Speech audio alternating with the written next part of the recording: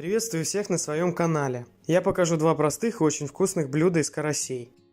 Невероятно сочные и нежные рыбные котлеты и ребрышки карасей, обжаренные с икрой внутри. Поймал на рыбалке 4 крупных карася весом около 400 грамм каждый. Там же и почистил. Все караси оказались икряными. Икру оставил. Для котлет понадобится только филе спинки и хвоста. Поскольку на ребрах мяса мало, их лучше пожарить отдельно. А если в карасе есть икра, ее можно пожарить внутри ребер. Такой способ мне нравится гораздо больше, чем котлеты или оладушки из икры, поскольку она получается нежной и рассыпчатой. Вытаскиваю из карасей икру и внутренности. Убираю из икры лишние пленки. Промываю рыбу. Отрезаю ребра и делаю такие сэндвичи.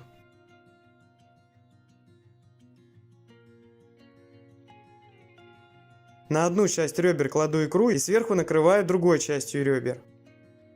Обрежу с карасей оставшееся филе и отложу в сторону. Позже из этого я приготовлю фарш для котлет. Получилось 4 сэндвича из ребер и икры. Икру надо посолить с двух сторон, затем посолить ребра.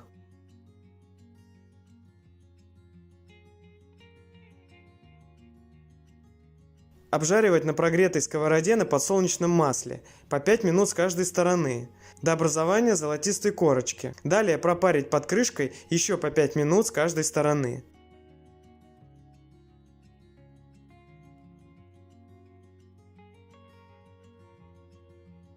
Очень вкусные икряные ребрышки готовы. Вы приятно удивите такой закуской своих родных и близких.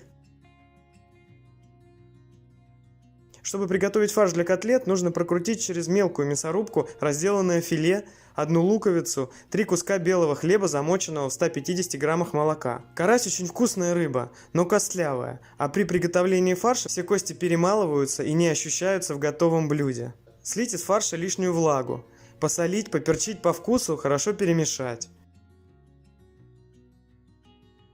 Добавить 1 столовую ложку муки, перемешать и дать фаршу подышать 10 минут.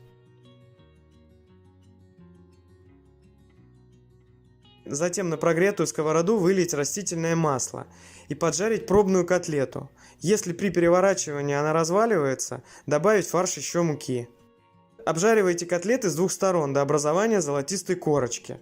Чтобы котлеты хорошо прожарились, сделайте их тонкими, толщиной не более 1 см. Котлеты из карася очень сочные и вкусные. Они одинаково хороши как в горячем, так и в холодном виде.